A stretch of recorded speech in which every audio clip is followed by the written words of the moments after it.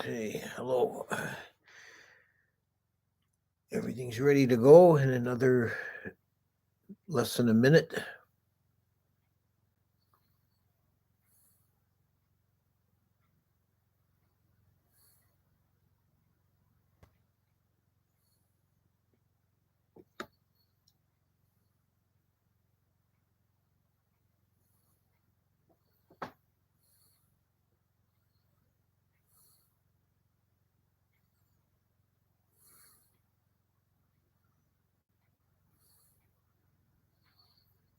Okay, let's start. Namo tassa bhagavato arahato sama sambuddhasa. Namo tassa bhagavato arahato sama sambuddhasa. Namo tassa bhagavato arahato sama sambuddhasa. Okay, greetings everyone.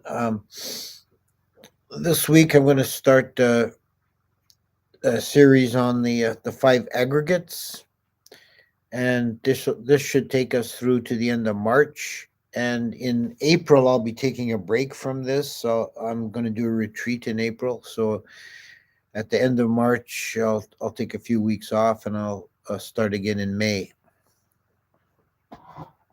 So today's topic will be the first of the five aggregates. Uh, the aggregates in Pali, they're called kanda, and it means something like a bundle or a heap, something that's composed of other things, something that is not a unitary substance. So the kanda themselves can be further subdivided. What we find in the sutta material is mostly um, analysis down to the kanda level.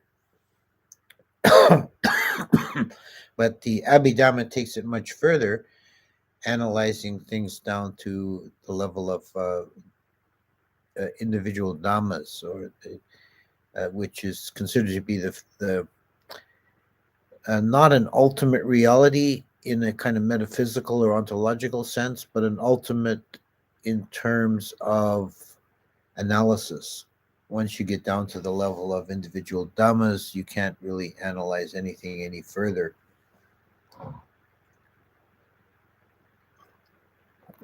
The main purpose that the Buddha gave the teaching on the five aggregates was as an entry into the idea of no self,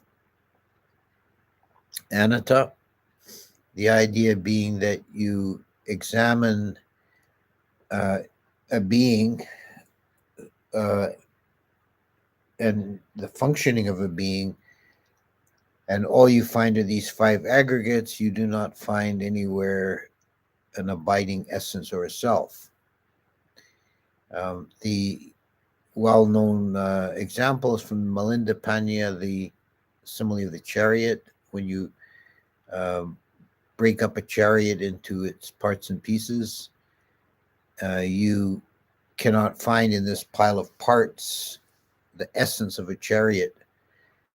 The name or word chariot is only a designation that's given to this particular assembly of parts. When they're put together properly, we can call it chariot. But the word chariot has no meaning outside of these parts and pieces and their interactions. So it is with a human being. There's no intrinsic essence. There's only these five aggregates: body, feelings, perception, mental formations, and consciousness. Body is given as the first aggregate. This is the Rupa Kanda. And in terms of a human being, it refers to the body. But it's also used in a more general sense to refer to matter, the material universe. And it's counterpoised to mind. Mental factors are on the other side. in Abhidhamma, the main distinction is between body, consciousness, and mental objects. So matter is given its own category in the metaphysics. Matter in general is analyzed into 4 elements: earth, air, fire, water, Patawi, Vayu, Apo, and Tejo. And these are not meant to represent what we commonly think of as earth, air, fire, water. Their designations are mnemonics to indicate qualities. Fire is the quality of energy, of heat, of underlying force in things. Earth is defined as impenetrability, or the taking up of space. It's experienced as hardness or softness. Water is flowing, fluidity, and also as a corollary to that, it's the water is the energy or the quality that underlies the taking of shape. Just as if you have a glass beaker and you pour water into it, the water takes the shape of the glass beaker. And air is motion. Air is the energy of movement. And this was understood in ancient Indian physiology as being in the human body. Air was not just the breath, it was the obvious form of air in the body, but it was considered air that propelled movements of the limbs. There was a kind of pneumatic theory of muscle action, that they were kind of pumped up by air flows to move.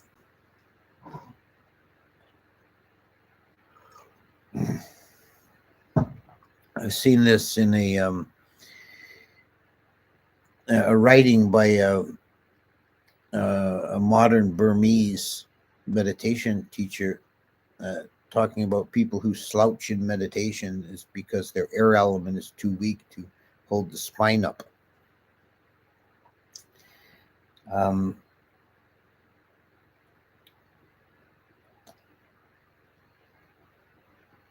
So another way of looking at the body is in the traditional list of the 32 parts.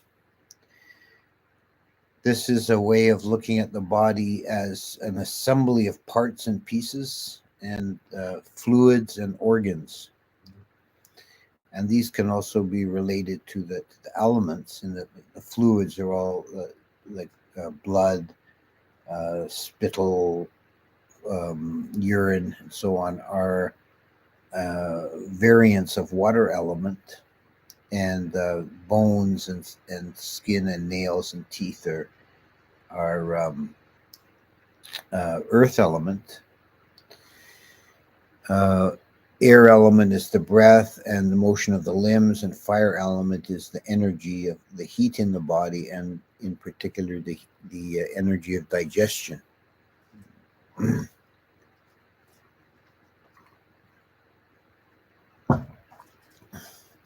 These are kind of generalized categories, because in the understanding of the physics based on the 4 elements, no actual thing, actual existent object that we can identify is purely earth, air, fire, water. Everything is a combination in different ratios. And these are qualities.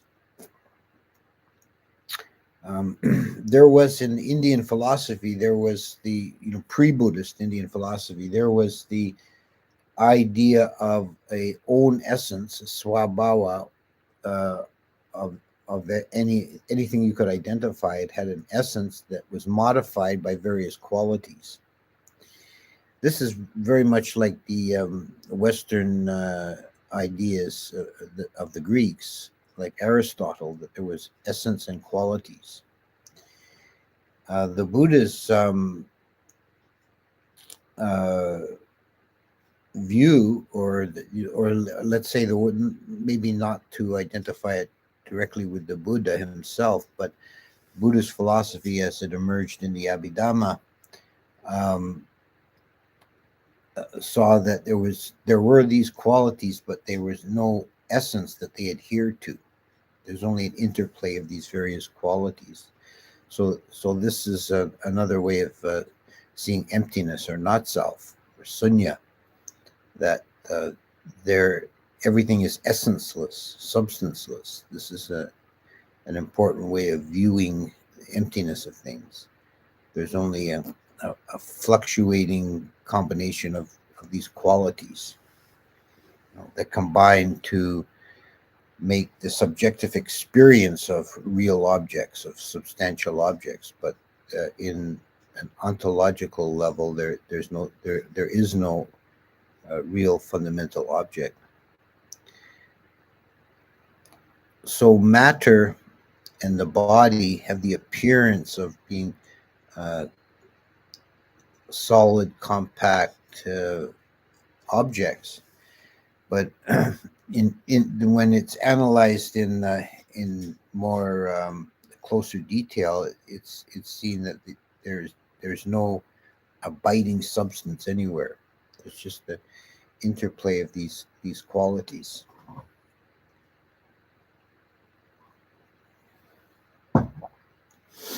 So for each of the aggregates, there is a simile that the Buddha gave to show the emptiness of the aggregate. And for Rupa Kanda, the body or matter, he likened it to sea foam, froth on the surface of the sea.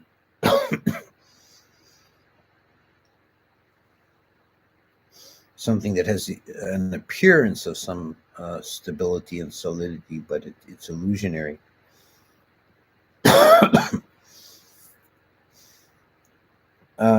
Obvious parallel is seen here with modern ideas of the nature of matter as being fundamentally insubstantial and a play of energetic forces.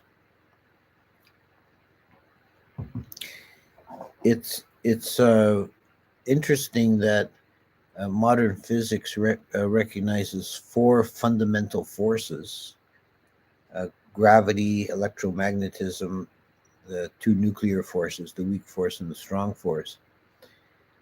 I don't see an exact correspondence one-to-one with the four elements, but it's kind of provocative that that both these systems reduce the underlying energies of the material world to four.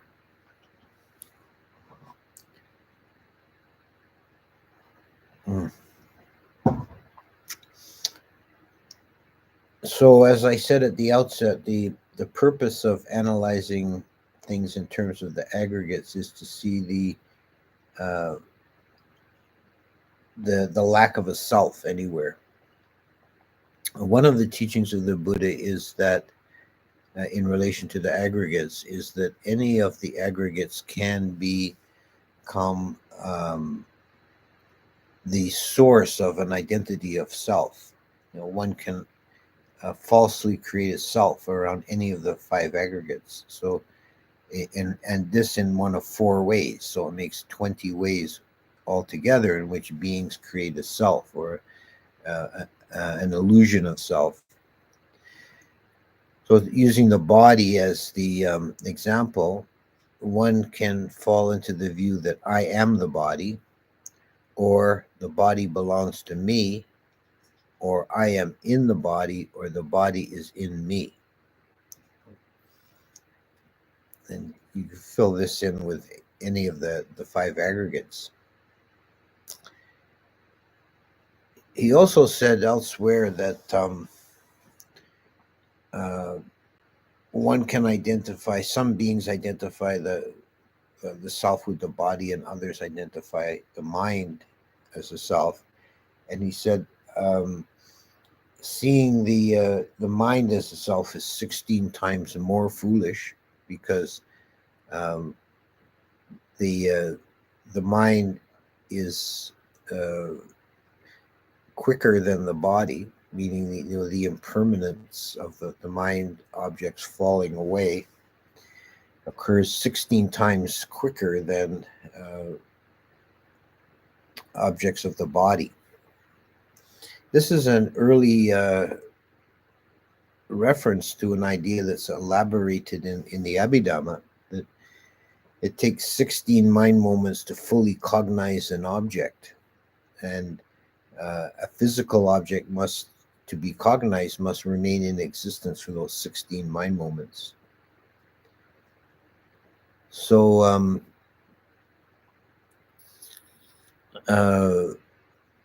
one, as to return to this idea of identifying the body as self, the Buddha then in yet another sutta, he talks about why the aggregates cannot be or should not be identified as an actual self, because he said, if something is you or yours, then first of all, it should be permanent and abiding.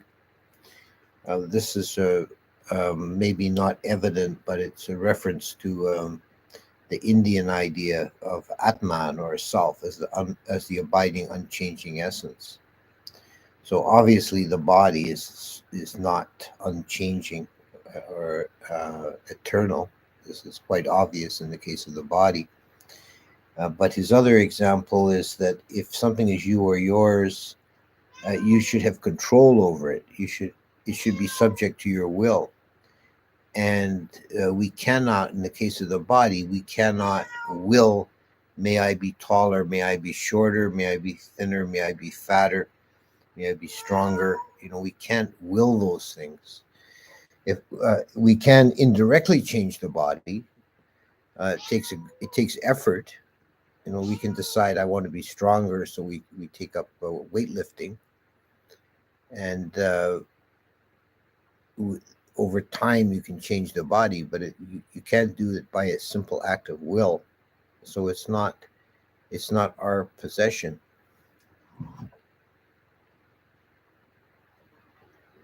The body is also subject to forces completely outside of our control. We can be infected with a disease.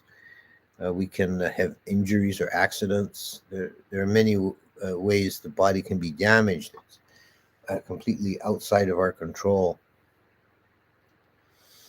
The body is also not something we make or create for ourselves. It's in the Buddha's language, it's created by mother and father and built of rice and gruel. So it's something that we have karmically acquired. If we have a human body, it's because we've made the karma in the past to merit existence as a human being. We experience the human existence, which is obviously a human body is different from the body of a dog or an insect or a dewa. There's a particular type of form of a human body. And there are variations, of course, within human bodies. And this is to a large degree karmically determined. If you're born sickly or you're born healthy, you have good intelligence or low intelligence, and so forth. These are all karmically determined.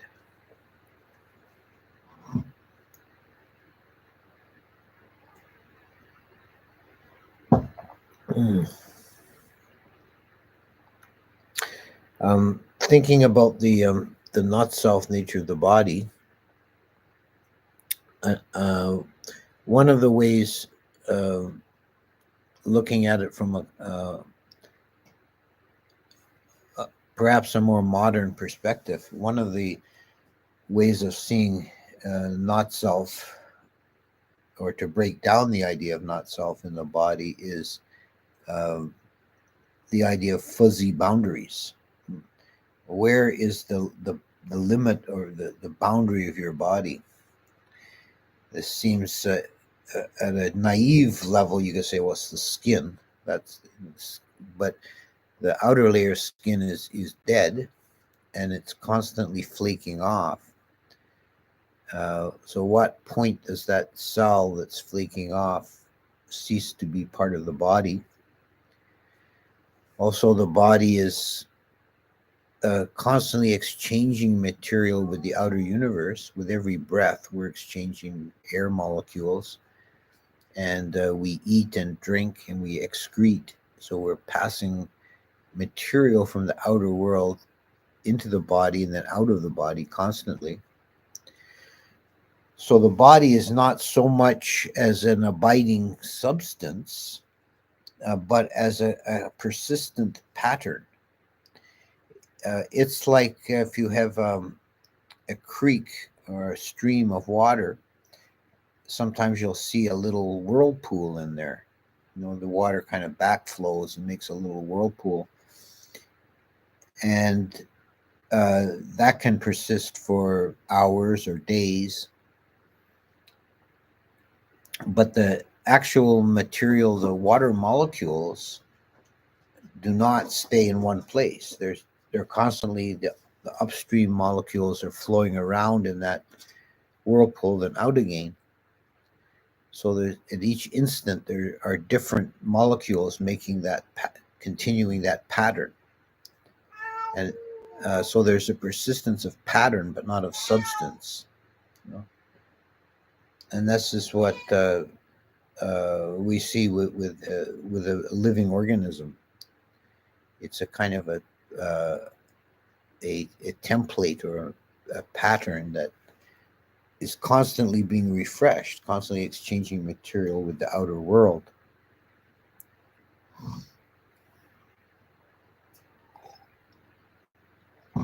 You sometimes hear, I don't know if this is actually true, so, but it's a kind of a common saying that the body is entirely replaced every 7 years. There's no single molecule remains after 7 years. I don't know. It may even be shorter than that. I don't know what the actual number is. But I remember hearing a talk by one of our bhikkhus. It was speaking to an audience that was all bhikkhus. And he said that if you've been a monk for at least 7 years, then your body is entirely made of alms food. So that struck me at the time. It's kind of an interesting thought. Your entire body has been donated, given an interesting thought. Your entire body has been donated, given as gift.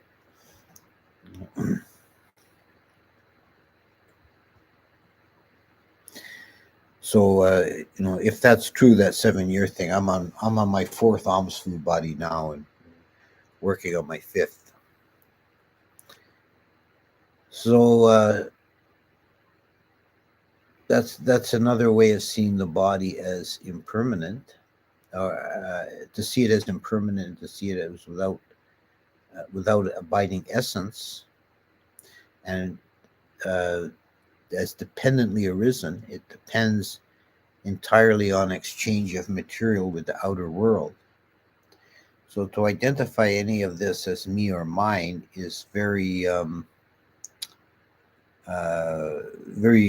foolish. To identify yourself as the body is makes no kind of sense. Well, attachment to the body And identification with the body is one of the main drivers of the fear of death. Beings fear the loss of their body, the destruction of their body, which is inevitable. There's no escaping that. This body will become food for the worms, or will be burnt to ash. There's no other ending for this material form.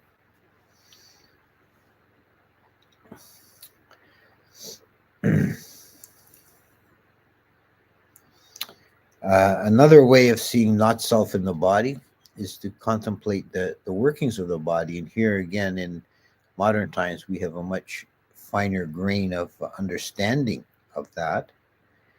And the body is composed of hundreds of billions of individual cells, and each cell is like a little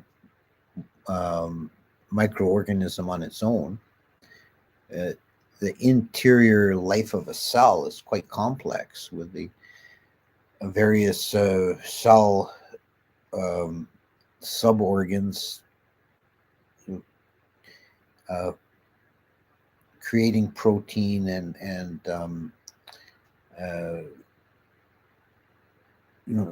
making very or consuming molecules of to provide energy, and exchanging with the rest of the body, exchanging material with the rest of the body, expelling waste and taking in nutriment.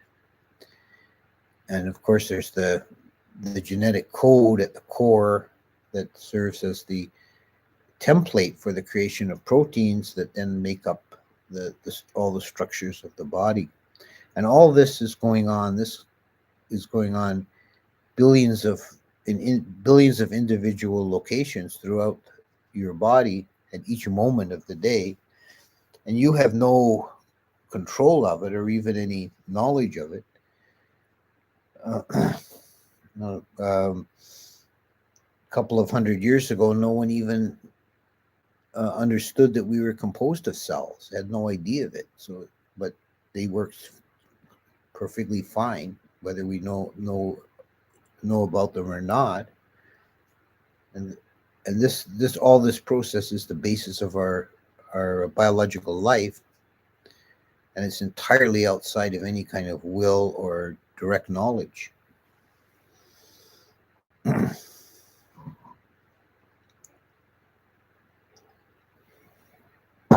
So where is the me or mine in any of that? That's just ticking along without any person behind it.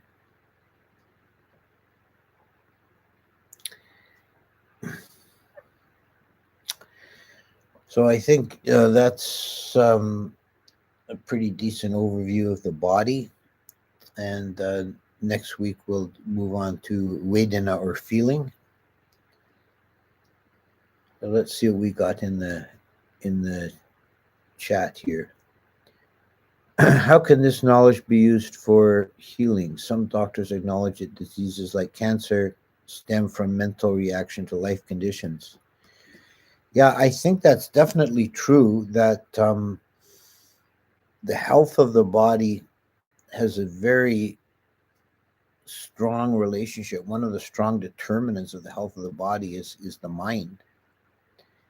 A common example of this that I think people don't really realize how important it is the so-called placebo effect. That if you give somebody a completely neutral pill made out of fructose or something and tell them this will cure your disease for sure, and if they really believe it, it often does. This is how they test medicines. They see if the medicine is good, if it works better than placebo, which kind of begs the question of why does the placebo work at all? The mind has that has that really strong influence on the body. Of course, I think there's also purely physical causes. You can have the introduction of pathogens or harmful substances into the body can do damage. But the mind is a very important component in the health of the body, and having a peaceful mind and as opposed to a stressful or anxious mind is a component of good health, both mental and physical.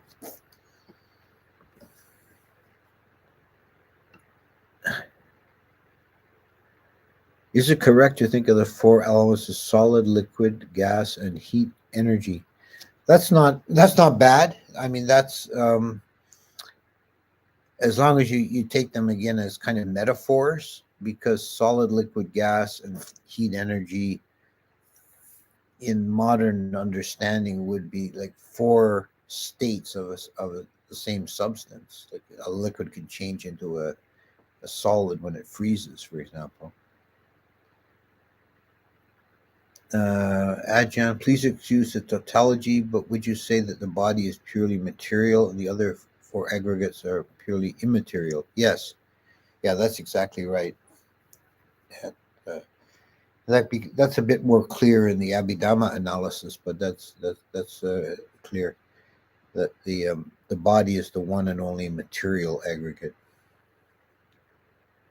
Out of meditation, is it right effort to turn attention to the breath when noticing unwholesome mind states? Is this mindfulness of the body?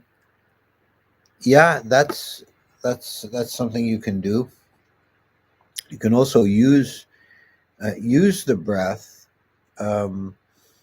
directly to change the mind states.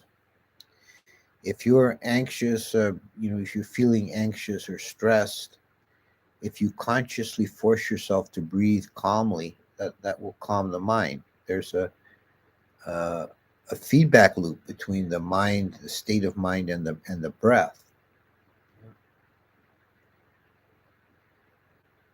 One of the a little exercise one of my teachers gave me